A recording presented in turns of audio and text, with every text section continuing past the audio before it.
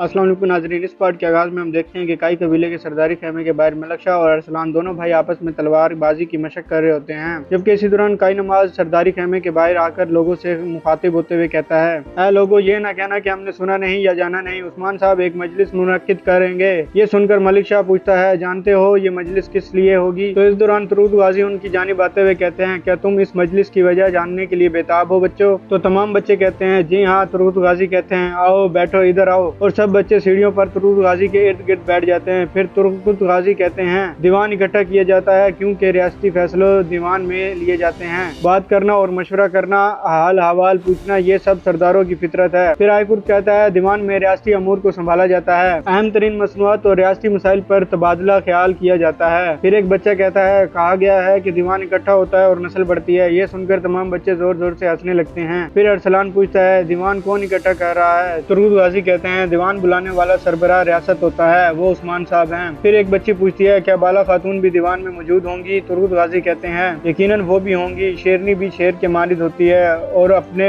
सरदार के साथ हमेशा खड़ी होती है। फिर हलीमा उस बच्ची से कहती है, मेरी माँ भी ऐसी ही है, ये रियासत खवातीन के इत्तेहाद पर मुश्तमिल है। फिर एक बच्चा पूछता है, दीवान में खाना क्यों खाते हैं? तो तुरूद गाजी साहब कहते हैं, हमारे आबा अजदाद गौस ने अपने जमाने में ये रवायत कायम की। इन्होंने कहा, दीवान में सरदार का खाना खाना चाहिए, रियासत के लिए बात करना बहुत फायदेमंद होता है। इन रवायात को अपनाओ और इन्हें मनाओ, और इसीलिए सरदार जो खाना दे उसको भी खा लेना चाहिए। हर कोई खाता है, पीता है और फिर बातें करता है। ये सुनकर मलक शाह पूछता है, क्या हम भी दीवान में आ सकते हैं? तुरूद गाजी कहते हैं, तुम जरूर जाओगे, यकीनन तुम बड़े होकर और तुम में से कई सरदार और कई खातून बनेंगी। फिर तुम्हें दीवान में अपनी जगह मिलेगी। आने वाली नस्लें रियासत की जमानत होती हैं। हम इस रियासत को तुम्हारे सुपुर्द कर देंगे। हमने अहद कायम किया है और तुम हमारे बाद झंडे उठाओगे। अब बताओ, तुम इस मकसद के लिए काम करोगे? तो तमाम बच्चे कहते हैं, हम तैयार हैं, हम तैयार हैं। तुरूद गाजी कहते हैं, माशाल्लाह माशाल्लाह, मुसलमानों का मुस्तकबिल तुम जैसे बहादुरों और रवायत जानने वालों के कंधों पर होगा, इंशाल्लाह। तमाम बच्चे कहते हैं, इंशाल्लाह तुरूद गाजी, इंशाल्लाह। दूसरी तरफ जंगल में हम देखते हैं कि उस्मान साहब और बाला खातून अपने घोड़ों पर सवार होते हैं और आगे बढ़ रहे होते हैं। उस्मान साहब बाला से कहते हैं, बाला, हमारी तादाद पहले से बढ़ गई है, हमारा बोझ और भी भारी हो गया है, अब हमें ज्यादा मुहतात रहना होगा। तो बाला कहती है, हम भूखों को खाना खिलाएंगे, जो खाली बैठे हैं इन्हें काम पर लगाएंगे, हम इंसाफ के साथ निजाम कायम करेंगे, इंशाल्लाह। उस्मान साहब कहते हैं, इंशाल्लाह ये मंसूबा माओ और घरों को वसअत देगा,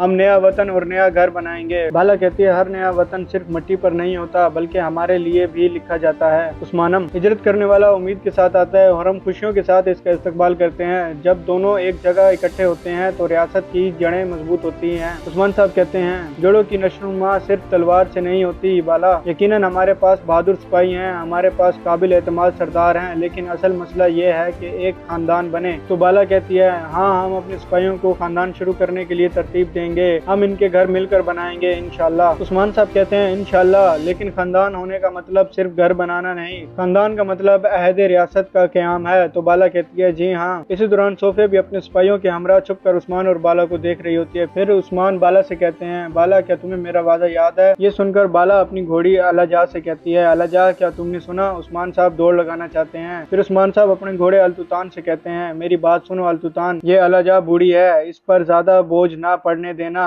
तो बाला कहती है, उसे तो देखो अलाजा, उस्मान साहब तुम्हारा हुनर भूल गए हैं, बेटी आओ इन्हें याद दिलाएं। उस्मान साहब कहते हैं, मैं कुछ नहीं भूला, मुझे सब याद है। तो बाला कहती है, ठीक है, जो सबसे तेज दौड़ता है वही सबसे ज्यादा मोहब्बत करता है। उस्मान साहब कहते हैं, मैं मंजिल जानता हूँ, मेरे पीछे आओ। ये कहते ही उस्मान साहब घोड़ा दौड़ा देते हैं और बाला भी पीछे पीछे घोड़ा दौड़ा देती हैं। ये मंजर देखकर दूर खड़ी सोफिया कहती है, मैं तुम दोनों के लिए हर लम्हा जहर बना दूंगी, मैं खुदा की कसम खाती हूँ, मैं तुम्हें और तुम्हारी बीवी को खत्म कर दूंगी। फिर वो अपने सिपाहियों से कहती है, सिपाहियों, हम इनके पीछे जाएंगे, चलो। जबकि इधर जंगल में गद्दार यकीन सईद से कह रहा होता है, आज सब कुछ खत्म हो जाएगा, सोफिया उस्मान और उसकी बीवी को कत्ल कर देगी। सईद पूछता है, आपने शिकार का मंसूबा क्यों बनाया हजूर? क्या सोफिया अकेले ये काम कर पाएगी? यकीन कहता है, इसके अलावा कोई इम्कान नहीं, उस्मान सोफिया का शिकार बन जाएगा और मेरा भाई खोजा साहब मेरा शिकार बनेगा। ये सुनते ही सईद पूछता है, क्या आप खोजा साहब को मार डालेंगे हजूर? यकीन कहता है, सिपाही तैयार रहें। इसी दौरान खोजा साहब अपने घोड़ों पर सवार अपने सिपाहियों को लेकर वहाँ पहुँचते हैं और आकर सलाम करते हैं। यकीन कहता है, वालेकुम अस्सलाम भाई। ख्वाजा साहब खुश होकर घोड़े से उतरते हैं और गले मिलते हैं। फिर यकीन पूछता है, क्या आप शिकार के लिए तैयार हैं भाई? ख्वाजा साहब कहते हैं, तुम जानते हो शिकार मेरा काम है, मैं हमेशा तैयार हूँ। यकीन कहता है, मुझे पता है, वो कबाइल भी जो कतई साली में मुब्तला थे